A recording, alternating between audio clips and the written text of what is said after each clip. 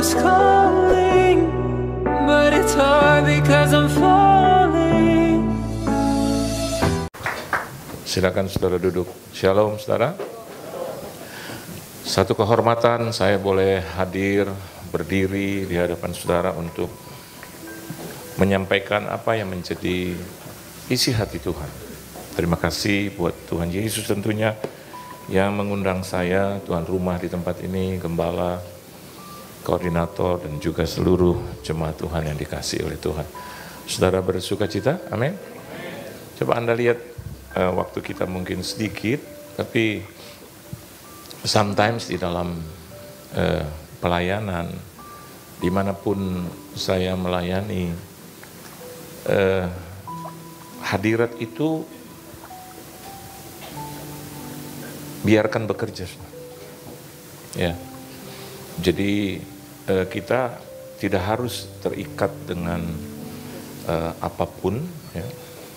Tetapi sesuatu yang mengalir, sesuatu yang keluar dari hati yang terdalam, sebetulnya itu yang disukai oleh Tuhan.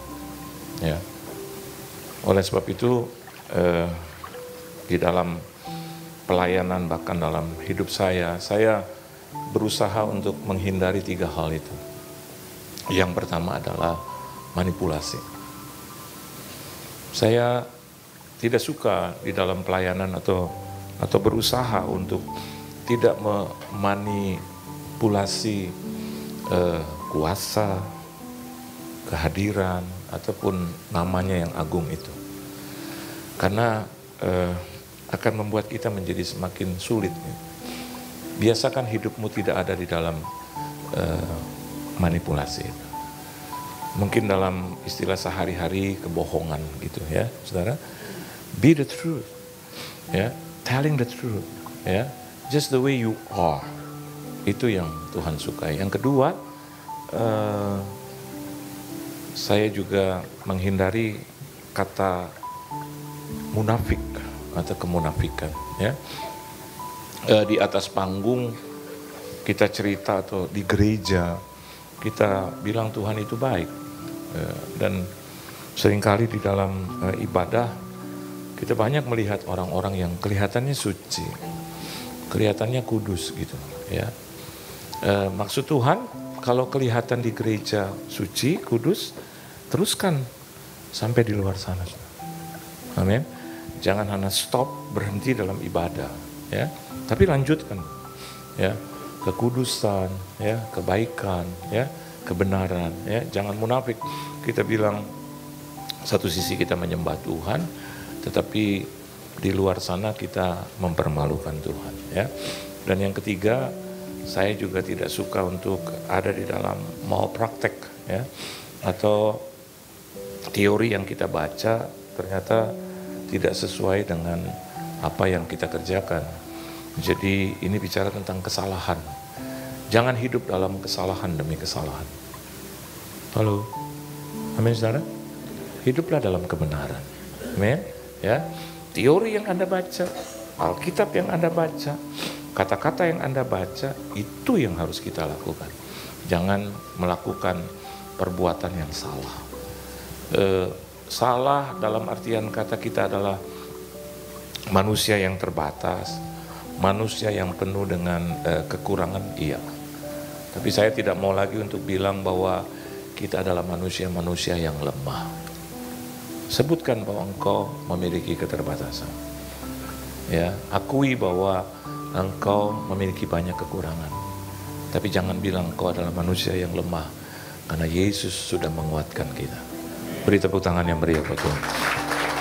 Nah, di dalam mungkin 20 menit, 25 menit ke depan, ya, kita akan melihat apa yang Tuhan taruh di hati saya.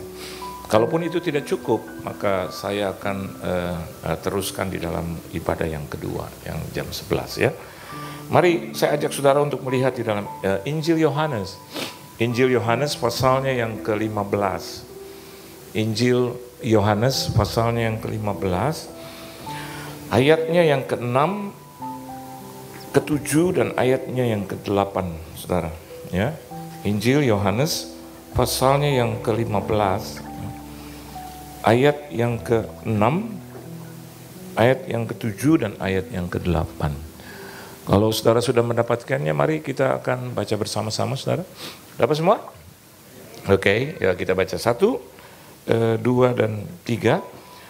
Barang siapa tidak tinggal di dalam aku, ia dibuang keluar seperti ranting dan menjadi kering. Kemudian dikumpulkan orang dan dicampakkan ke dalam api, lalu dibakar. Jikalau kamu tinggal di dalam aku dan firmanku tinggal di dalam kamu, mintalah apa saja yang kamu kehendaki dan kamu akan menerimanya.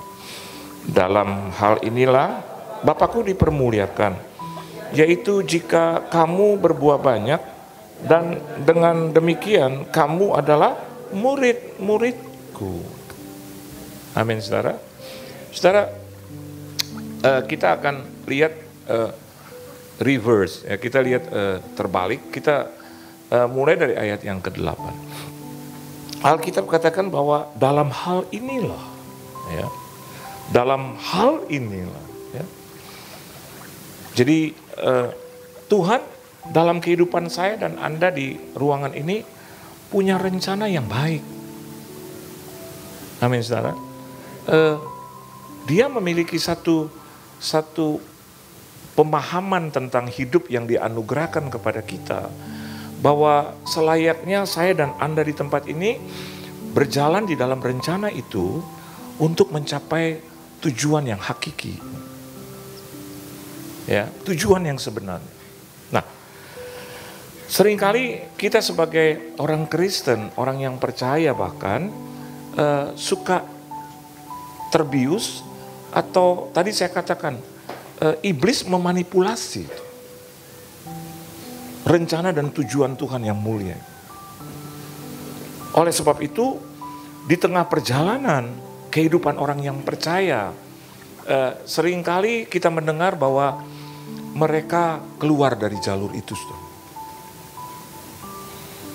Anda lihat banyak orang Kristen yang meninggalkan imannya, menukar imannya hanya semata-mata untuk kesenangan duniawi atau kesenangan yang terbatas. Di dalam apa yang saya dapatkan dari Tuhan dan apa yang saya kenali, ya, seringkali daging itu melewati kemauan roh.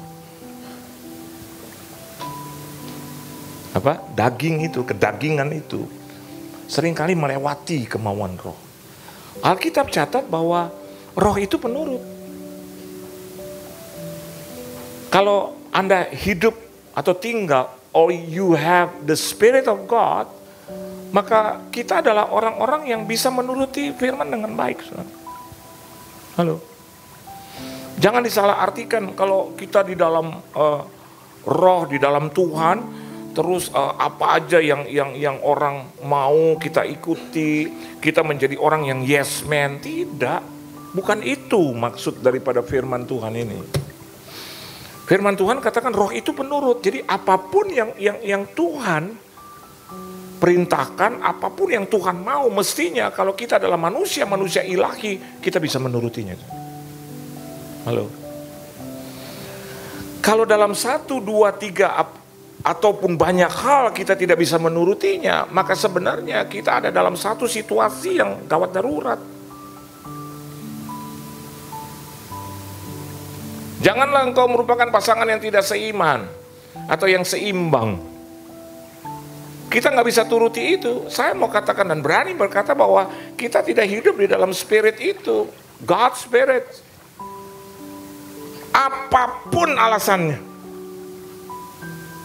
Sekali lagi, apapun alasannya. Kalau Anda ada di dalam Tuhan, firman Tuhan tinggal di dalam kamu, ayat yang ke-7 tadi katakan, maka apapun alasannya Anda bisa tinggal di dalam kebaikan Tuhan itu. Di dalam perintah Tuhan itu. Kejarlah kekudusan, karena tanpa kekudusan engkau tidak bisa melihat Allah. Apapun alasannya, ya namanya kita manusia, kita mulai berasumsi. Kita mulai beralasan bahwa sesungguhnya hidup ini tidak ringan. Saya juga mau katakan buat saudara, siapa yang bilang bahwa hidup ini ringan? Tapi Yesus katakan, pikulah kuk yang ku pakaikan kepadamu. Karena itu ringan, kata Tuhan. Jadi orang yang berani untuk hidup di dalam roh, maka Tuhan akan berikan kekuatan ekstra di situ. Dan banyak orang Kristen seringkali, ya namanya manusia. No, namanya manusia tadi saya bilang punya keterbatasan, punya kekurangan, tapi manusia Tuhan, manusia ilahi yang sudah kenal Yesus sebagai juru selamat. Yesus hidup dan tinggal di dalamnya, maka dia menjadi kuat. Terbatas sih ya, dia nggak bisa terbang kok. Kurang iya, dia nggak sempurna, belum sempurna. Tapi jangan bilang dia lemah. Allah sumber kuatku, Allah sumber kuatku, Allah sumber kuatku. Dan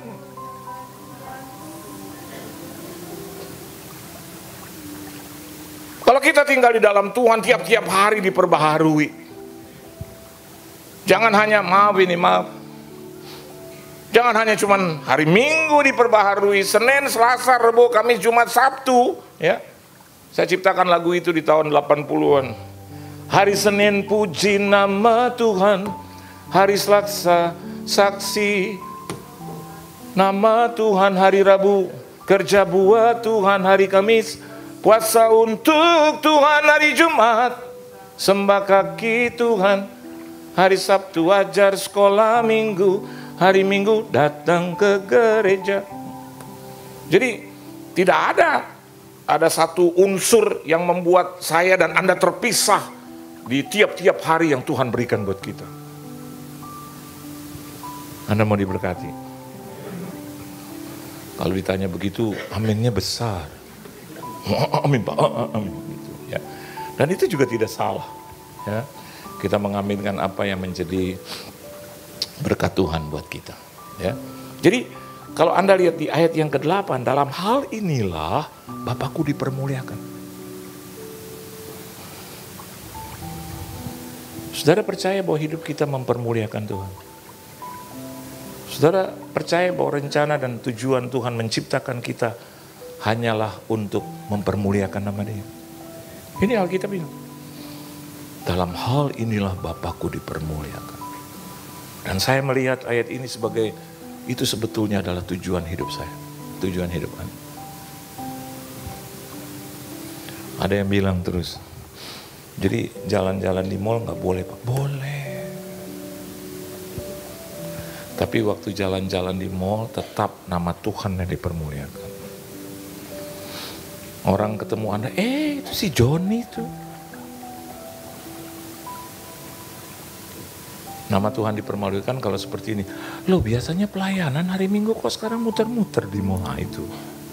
Dipermalukan itu. Orang tidak akan pernah menjumpai Anda jam 10 sampai jam 12 atau jam 11 ada di mall karena mereka tahu pasti Anda datang ke rumah Tuhan. Gitu. Dan dalam kesesakan saya juga mengerti hari-hari ini cash flow, cash money itu lagi sulit. Orang lagi wait and see sampai 17 April 17. Tapi saya juga yakin dan percaya bahwa berkat Tuhan itu tidak pernah berhenti dalam hidup kita. Nggak akan pernah. Takkan pernah terlambat pertolonganmu. Ya, nggak pernah. Saya hidup melayani Tuhan, ya, just stop melayani Tuhan. Sekali lagi, just stop melayani Tuhan. Saya nggak punya perusahaan, saya nggak punya bisnis lain, saya nggak punya pekerjaan lain, saya nggak punya penghasilan lain. Just stop melayani Tuhan. Sampai hari ini cukup. 2 anak saya sudah lulus dari satu university yang bergengsi. Bahkan yang ini sedang nanti tanggal 24 mau masuk di UI. Saya suruh dia pilih university yang kau suka untuk S2.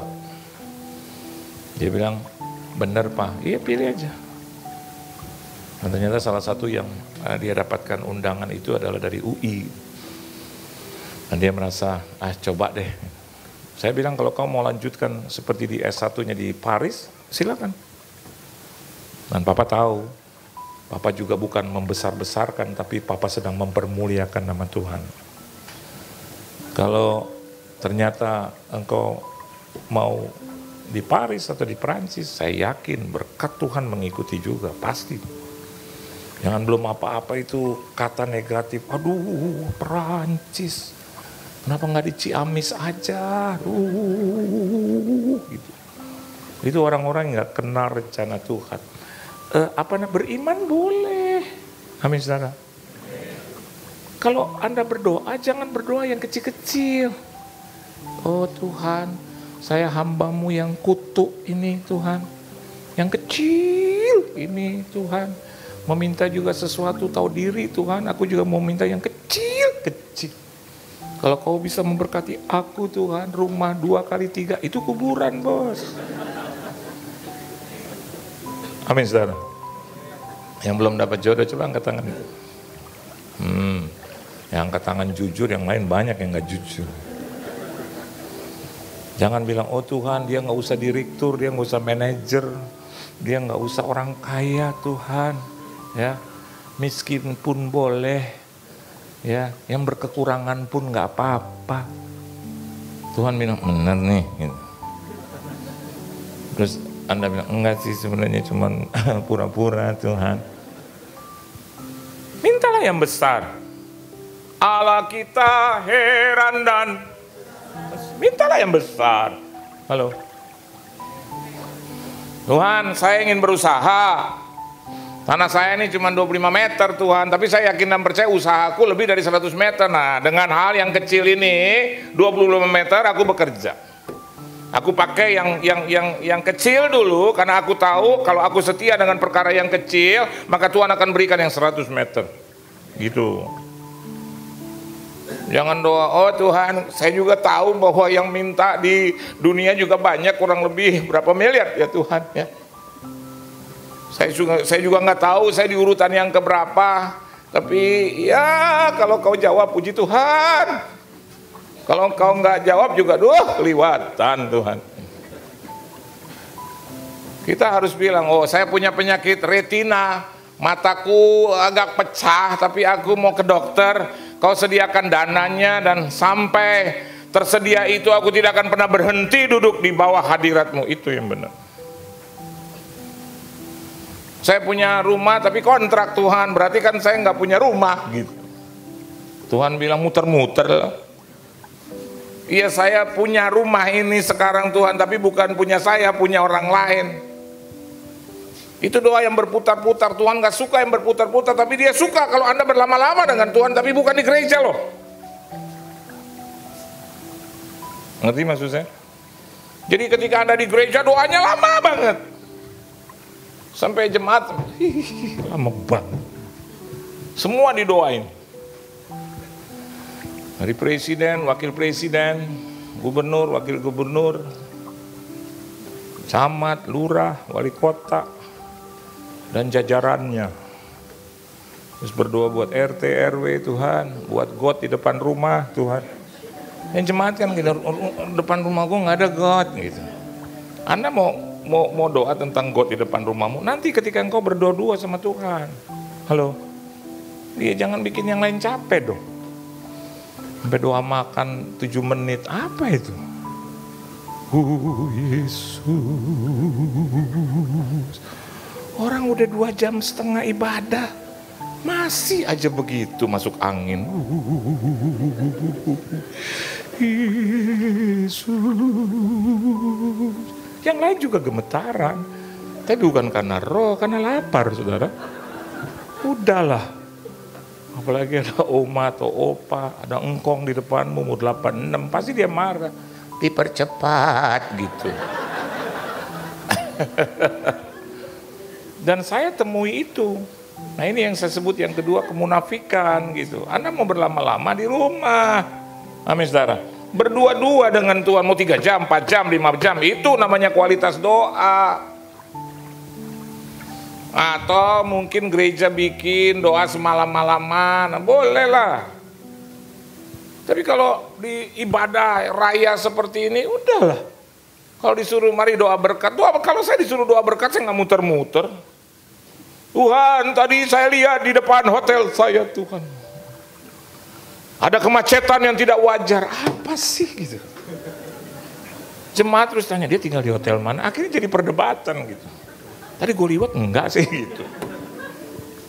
Ya. Jadi itu munafik gitu.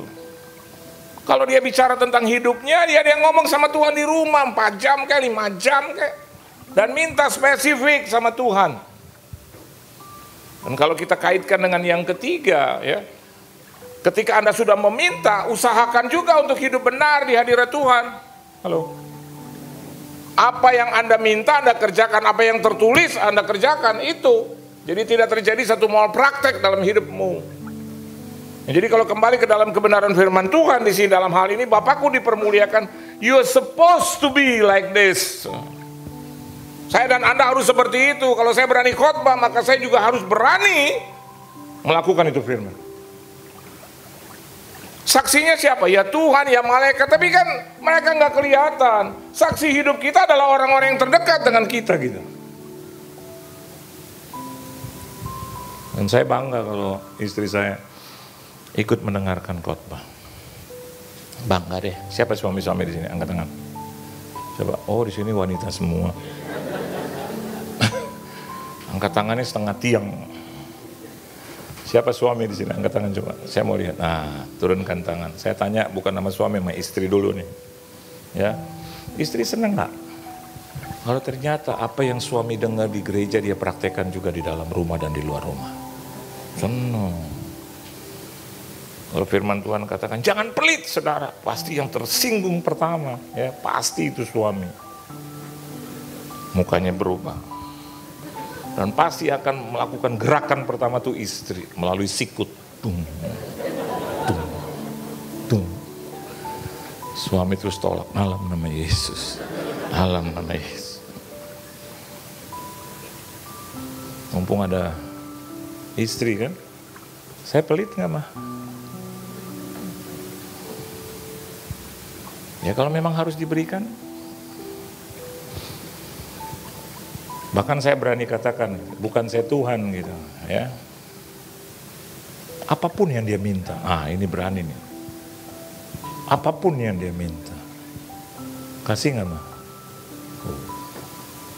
Walaupun banyak juga yang saya nggak punya.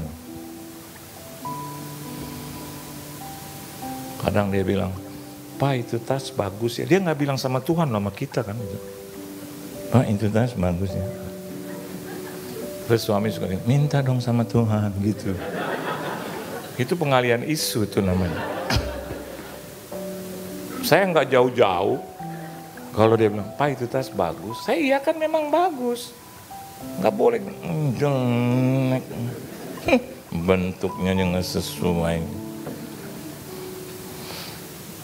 Saya pernah di mana ya, di Singapura atau di Hong Kong atau di Eropa atau di Amerika, saya lupa. Dia pernah bilang, ini bagus ya. Oh iya. Keren ya, keren. Dan saya hampir itu tas. Saya lihat. Nah ini hikmat saya. Warnanya kurang cocok.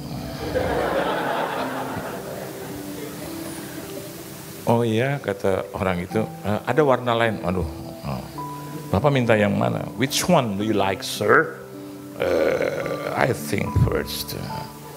Nanti saya pikir kalau saya ganti putih pasti dia ada juga ya. Jadi saya, ada nggak yang colorful? Jadi semua warna ada di situ.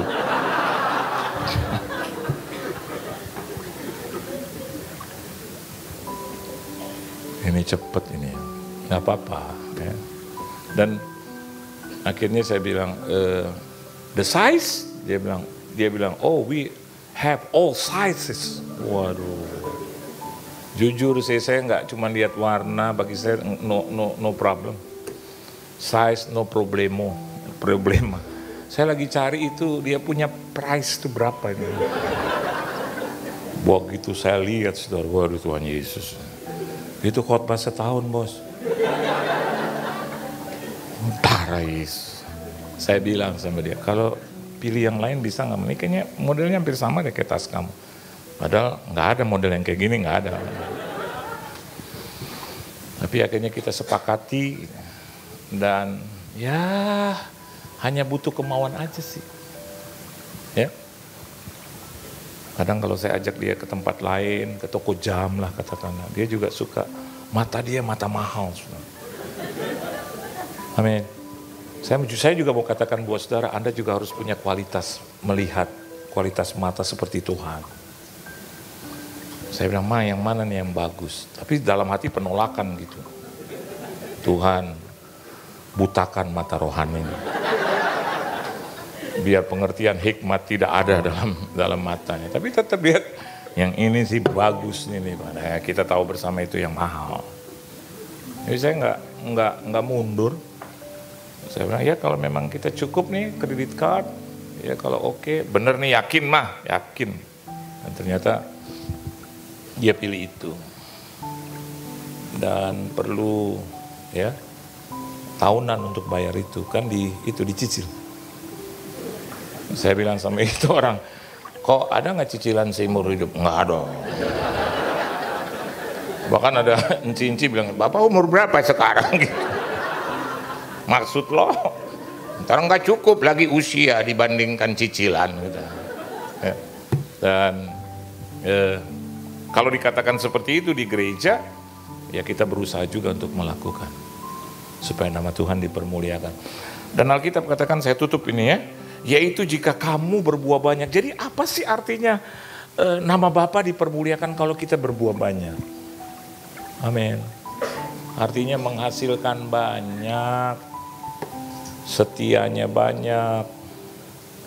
Halo, jangan setia 1-2 di awal pernikahan sama di akhir, menjelang mati.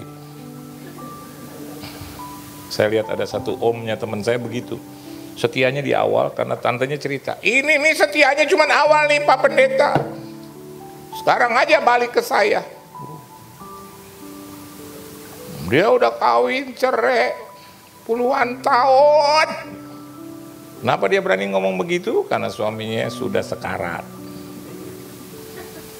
Ini saya tanya dulu, tante, dia setia ya sama tante ya? Karena saya lihat umurnya 80. Enggak, banyak sakit hati gitu.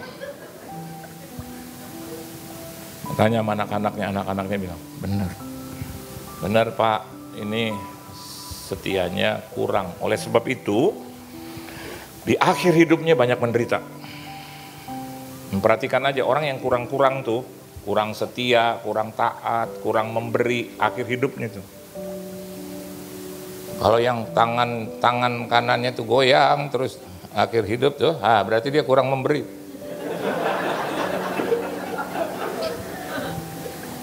Anda lihat tangan mana gitu, kalau tangan kanan udah deh dia kurang memberi.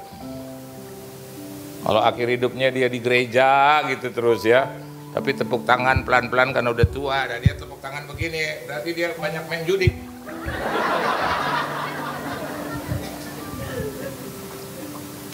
Pupuk itu pada saat kita masih sehat.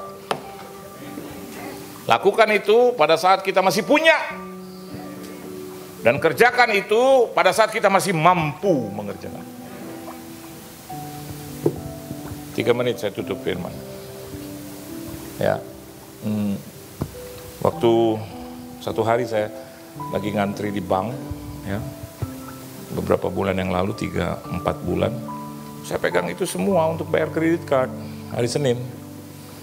Terus tiba-tiba roh Tuhan bilang sama saya, kamu keluar dari barisan karena uang ini kamu harus berikan kepada kakakmu. Kakak saya cuma 1 karena saya anak nomor 2. Saya protes, saya bilang nggak bisa dong Tuhan. Orang ini mau bayar kredit card karena hari ini juga jatuh tempo. Yang terakhir, hari terakhir. Tuhan bilang keluar dari barisan. Ada 9 dan 10 yang ngantri, jadi cukup bagi Tuhan untuk ngomong sama saya. Dan kurang bagi saya untuk memperhatikan itu.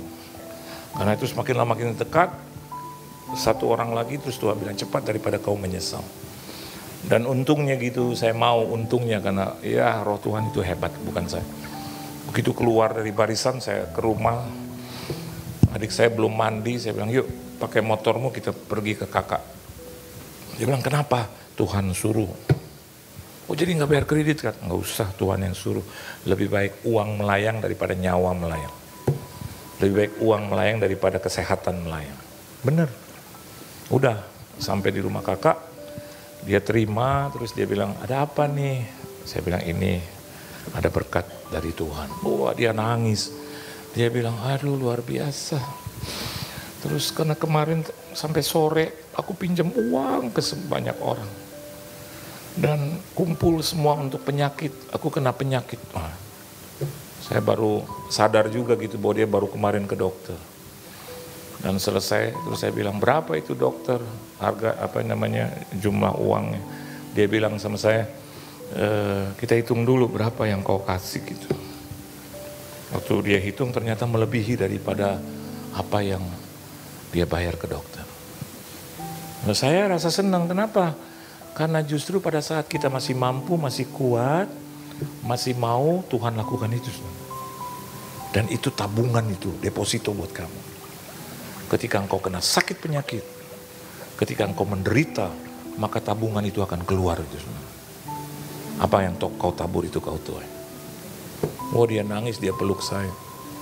Dan akhirnya saya berjanji dia, mungkin karena terlalu emosi. Saya bilang nanti ya, kalau ada apa-apa hubungi saya aja, berapapun juga saya bayar. Itu ngomong di situ, saudara. Saya pikir Tuhan sembuhkan kan gitu. Ternyata 2 minggu yang lalu saya dapat berita gitu, ada dia perlu dana lagi. Saya, aduh Tuhan Yesus. Dan Tuhan ngomong sama saya, jangan belaga bego loh gitu. Akhirnya ya kasih lagi gitu. Tapi saya lihat gini, apa yang saya kasih, saya tidak merasa rugi. Karena dipakai oleh Tuhan gitu. Dipakai oleh Pak Jokowi saja, Anda sudah bangga gitu ya, nggak usah dipakai di telepon aja. Piye kabari, Anda kaget. Aduh Pak Jokowi, terima kasih loh Pak. Ya saya Jokowi itu kok, presiden yang yang justru ingin memperhatikan rakyatnya, katakanlah begitu. Anda pasti bangga. Kalau perlu itu dia punya suara Anda rekam. Apalagi Anda dipakai oleh Tuhan. Dan ternyata Tuhan kembalikan itu berlipat-lipat. Ayo, mempermuliakan Tuhan itu berbuah banyak. Banyak setia, banyak taat, banyak dengar firman, banyak memberi, banyak melakukan kebenaran firman. Maka nama Tuhan selalu dipermuliakan dalam firman. Tuhan memberkati saudara. Beri tepuk tangan yang meriah buat Tuhan.